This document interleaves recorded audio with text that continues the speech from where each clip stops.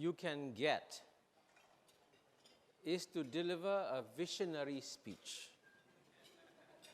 Because I don't know whether I'll give you dreams or whether I'll give you nightmares after my speech. But I think I might give you a combination of both. And as you know, the topic we are addressing tonight is what does this trade war between the United States and China mean for ASEAN? And trust me, in the next 10 years, this struggle between the United States and China is going to become monumental. We'll all be affected by it. So let's get ready for it. So what I plan to do today, since I'm going to talk about ASEAN, I should also speak about ASEAN and explain to you, firstly, why ASEAN should have failed. Two, why it succeeded. Three, what ASEAN has delivered. Four, the dangers that ASEAN is facing now. And that's when I'll talk about the US-China trade war. And five, what do we do about it? And I want you all to keep on eating. Don't pause. And I will stick to my 30 minutes assigned to me. Let me begin by telling you that 52 years ago, in Bangkok, here, 5 men came to Bangkok and had a meeting. One Buddhist gentleman, Tanat Koman, 2 Muslims, Tun Razak and Adam Malik, 1 Christian, Ramos from Philippines, and 1 free thinker, former Hindu, Rajaratnam from Singapore. And they met in Bangkok and they signed the ASEAN Declaration. Now, if they were alive today and they could see where ASEAN is today, they would be absolutely shocked. And they say, this is amazing. They say, this is a miracle. That's why my co-author and I, Jeffrey Singh, I'm glad he's here today, have authored a book called The ASEAN Miracle. And it's important to understand this miracle because if you want to preserve it, and we all want to preserve ASEAN, we have to know why ASEAN is so special. And the first reason why ASEAN is so special is that ASEAN should have failed. I want to emphasize this, okay? ASEAN should not have succeeded. And there are many reasons why ASEAN should have failed. Because for a start, most regional organizations fail. And why do regional organizations fail? Because regional organizations is not like a club. You can choose your members. In the regional organization, the neighbors get together. And the problem about neighbors getting together is that neighbors have been fighting each other for 50 years, 100 years, 200 years, and you say, now be friends and join a regional organization. And if you want proof that regional organizations fail, look at regions like South Asia, India, Pakistan. Their culture is so similar. They speak the same language. And SAARC cannot even meet. The Gulf Cooperation Council, same language, same culture, all monarchies. Saudi Arabia and Qatar cannot talk to each other. And amazingly, the most successful regional organization in the world, the European Union, is about to break up before ASEAN is going to break up. That's amazing. That shows you how difficult it is. And if you were to pick the most difficult region in the world to plant a regional organization, you would choose Southeast Asia. Because out of 640 million people, you have 240 million Muslims, 150 million Christians, 150 million Buddhists, Mahayana Buddhists, Hinayana Buddhists, you have Confucianists, you have Taoists, you have Hindus, and you have communists. Southeast Asia is the most diverse region on planet Earth. This is where regional organizations are supposed to fail. Instead, it has succeeded. So the question is, why has ASEAN succeeded? And it's important to know a bit of the history, because one of the themes I'm going to emphasize to you is that ASEAN does face the danger again of failing. So that's why we have to know why ASEAN has succeeded. It has succeeded in our book, as we explained, because of 3 4-letter words. And the first 4-letter word begins with F. And I'll spell it for you. F, E, A, R. Fear. It was not love that brought the ASEAN countries together. It was not love that brought the 5 gentlemen to Bangkok in 1967. It was fear. The Cold War was at its height. Southeast Asia was in conflict. More bombs were being dropped in Southeast Asia than in Europe throughout World War II. This was a conflict-ridden region. But it was fear that brought them together, and so they stayed together. But this fear was combined with luck. And what was this luck? There were 2 lucky things that happened to ASEAN. The first was what I call geopolitical luck, because around that time, ASEAN was founded in 1967. In 1969, there was a major split between China and the Soviet Union.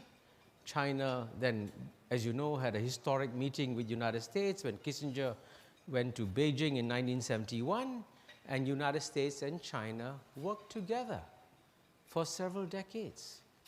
And when United States and China worked together, they also worked together to strengthen ASEAN. Now, this geopolitical luck, you must remember, because as I will explain later, ASEAN is going to go from becoming a geopolitically lucky region to becoming an unlucky region. So the luck is a very important thing. And the second piece of luck is that in the 1980s, ASEAN had very strong leaders, very strong, and they worked together.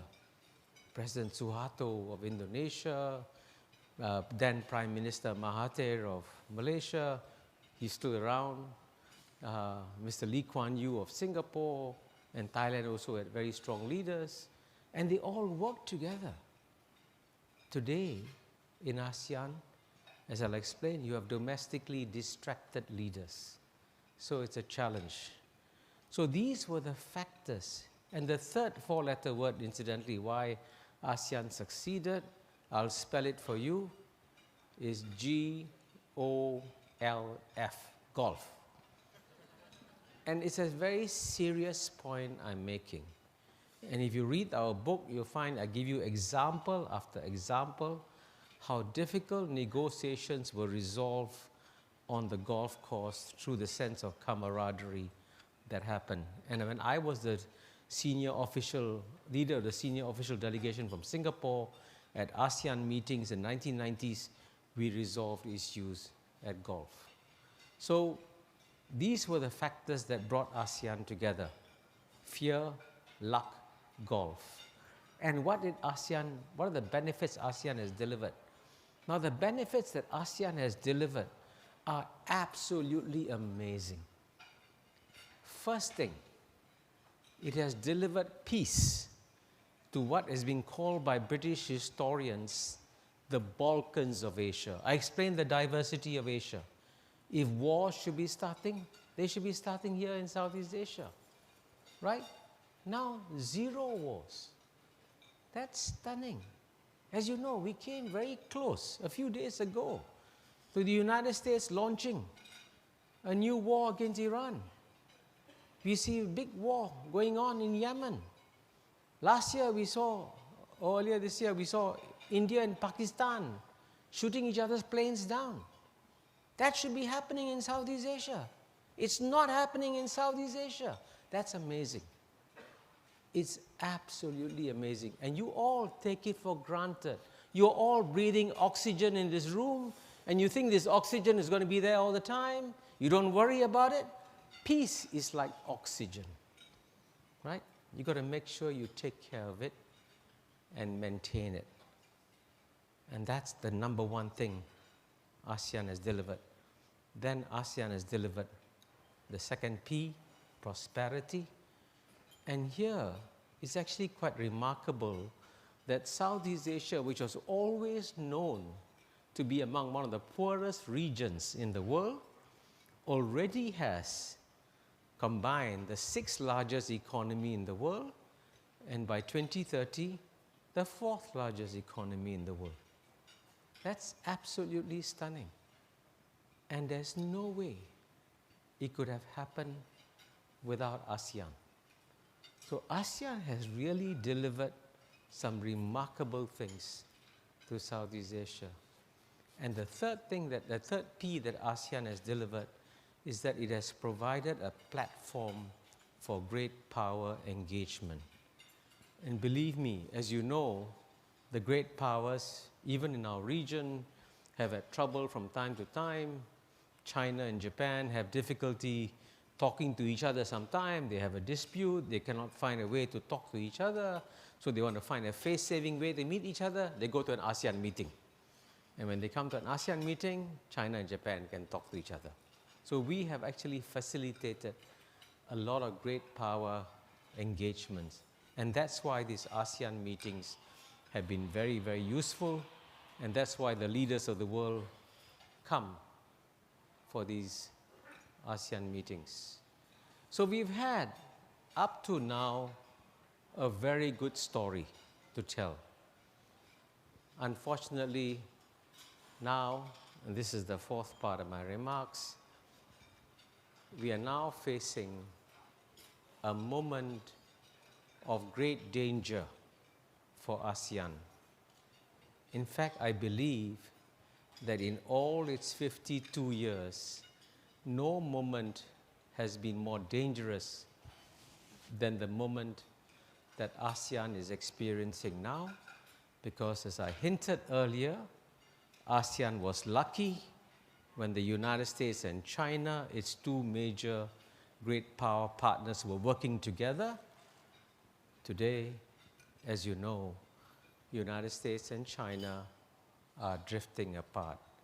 And I'm actually, just for your information, in exactly 7 days from now, I have to submit an 80,000-word manuscript to my publisher in New York, Public Affairs, on the future of US-China relations. And having written most of the book, I can tell you that the struggle between United States and China will be monumental and multidimensional. You are only focused on the trade war, but it is not a trade war. Trade is only the place where they're playing the game.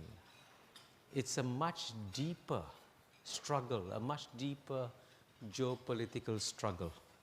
And it goes back for thousands of years in human history.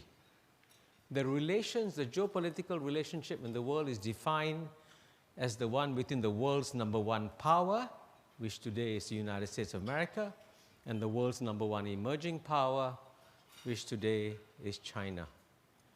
And it is always at the moment when the number two power is about to overtake the number one power, that's when the problems start, because no number one power likes to become number two and will do almost subconsciously whatever it can do to stop that from happening. So what you've seen in the trade war is only one dimension of this struggle, because I can tell you they'll be played out in the economic dimension, it'll be played out in the political dimension, it'll be played out in the military dimension, it'll be played out in the cultural dimension, and also in what I call the primacy dimension. It's a very complex struggle within United States and China. So, for example, the United States is imposing tariffs on China, saying China has been unfair in its trade practices, so the United States wants to improve it, and it's imposing tariffs.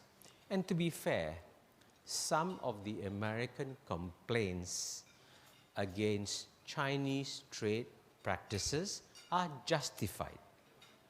There are things that China has done, which I think even China will acknowledge have not been right, like intellectual property, technology transfer. But if the goal of the United States is to change these Chinese practices, I think China can agree. They can come to a deal if the issue is trade. But there are people around President Donald Trump who believe that the best way to slow down China is to decouple the American economy from the Chinese economy. So if the goal is decoupling, then you don't want a deal, right? And that's why this trade negotiations is so hard to predict what is going on between United States and China, because you're not sure what the goal is. If the goal is to reduce the trade deficit between China and the US, China will cooperate.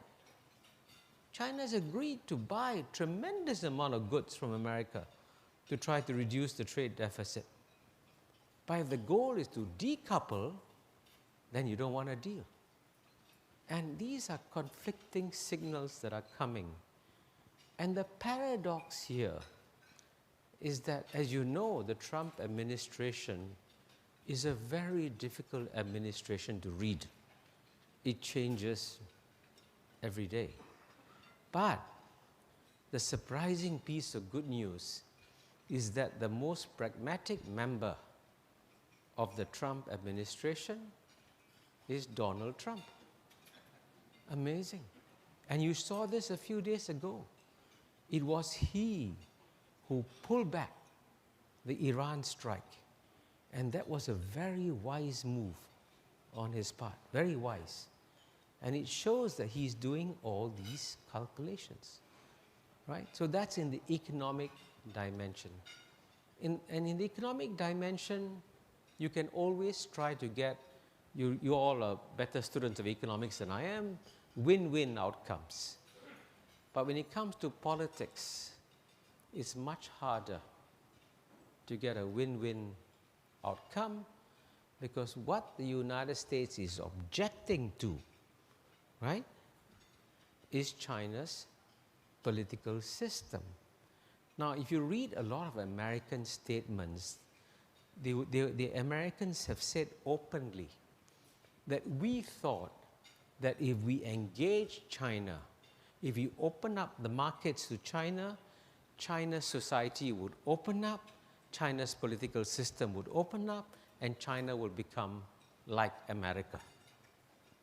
But as you know, the Americans have woken up to realize it ain't gonna happen. China is not going to change its political system just to satisfy what America wants. And the question, therefore, is the American expectation reasonable? Now, many American leaders have said, including Hillary Clinton, she has said, oh, China is on the wrong side of history. China should change its system and become like America. But when future historians look at this, they'll be very puzzled that the United States, which is barely less than 250 years old, with 330 million people, United States says, hey, I know better what's good for China. Now, China's history is over 2,000 years old, and the population is 4 times larger, and they have their own political traditions, their own political dynamic. How can the United States say, I know better what's good for China? But this is what many Americans believe, and this is driving also the rising tensions within the two sides.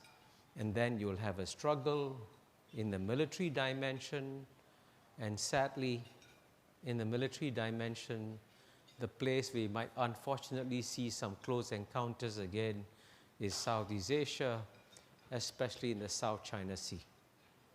So get ready for some, and you've already had some close encounters. And then you will have the cultural dimension.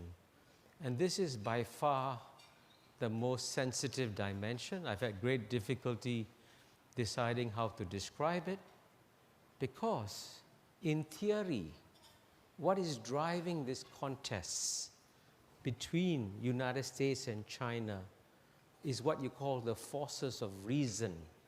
These are two rational actors trying to gain advantage over each other.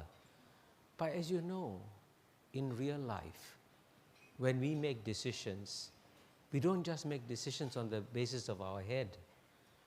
We also make decisions with our emotions. And in the emotional dimension, and this is a very sensitive point, there has been, in the Western imagination, for centuries, a deeply buried, unconscious fear of what has been called the yellow peril, the fear of the yellow skin race. And this, by the way, goes back centuries. You had a Chinese Exclusion Act in the end of 19th century in America. So the fear has always been there. But because it is politically incorrect to speak about it, nobody mentions it, right? And there will be tremendous resistance to talking about it. And if you don't, one thing that Sigmund Freud taught us is that if you don't bring out your emotions and you don't speak about them, they keep on affecting you. So how do you do over here?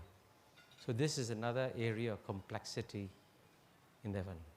And then finally, you have the issue of primacy. Who is number one? Who is number two? Right? And here, it is all, as you know, let me give you two statistics. In purchasing power parity terms, in 1980, China's GNP was 10% that of United States. In 2014, 5 years ago, it became bigger. And very few people noticed it. And if you want the figure in nominal GNP terms, in the year 2000, in nominal market terms, the United States GNP was 8 times larger. 8 times. Today it's 1.5 times larger. And within a decade or more, it is almost inevitable that China's GNP will become bigger. And when it becomes bigger, how do you adjust? All kinds of things have to happen. And as Christine Lagarde has said openly, the head of IMF, she said, the constitution of the IMF says that the headquarters of the IMF must always be in the capital city of the biggest economy in the world. Do you think people are ready to move the IMF to Beijing? It's going to come. But we're not preparing for it, right? So it's a different world that is coming. And the next 10 years will be particularly difficult and challenging. And it will be especially challenging for ASEAN. Because we were lucky when United States and China worked together, ASEAN became strong. And now, when the contest steps up between United States and China, the one regional organization that will have the biggest challenge is ASEAN, because there'll be forces pulling apart ASEAN. It's going to happen on the trade front. We'll have to make painful decisions. Like, for example, as you know, the United States has announced, it's open, and I'm not giving a secret away, that if countries buy Huawei telecommunications equipment, the United States will reduce its cooperation with countries that buy Huawei equipment. And among the 10 ASEAN countries, I guarantee you, some will buy Huawei equipment. Malaysia has announced publicly, Prime Minister Mahathir said, we will buy Huawei, and others will not buy Huawei. So you can see on issue after issue, the ASEAN countries will be pulled. So I think it's very important for us to be psychologically ready for this great contest and to figure out what we need to do. And so this brings me to, I guess, in some ways, the most important message, which is that ASEAN should begin preparing itself psychologically for this great contest. And the best way to prepare for this psychological contest is to speak openly about it to each other. Let's not pretend it's not going to happen. It is going to happen. So let's talk about it. And let us have more meetings. And this is why a meeting like this one, right, where you have CMLVT, that's also a very important meeting. Because it is through meetings like this, even if it's only 5 countries of ASEAN and not 10 countries of ASEAN, you're still meeting, you're still talking to each other, and you're still networking. And these networks are very, very important in a turbulent world.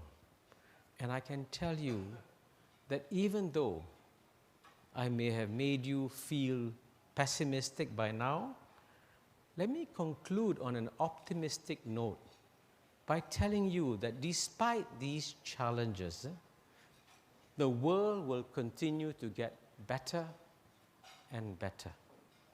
And why do I have this confidence? Let me give you a few statistics. You know, in 1950, which is not so long ago,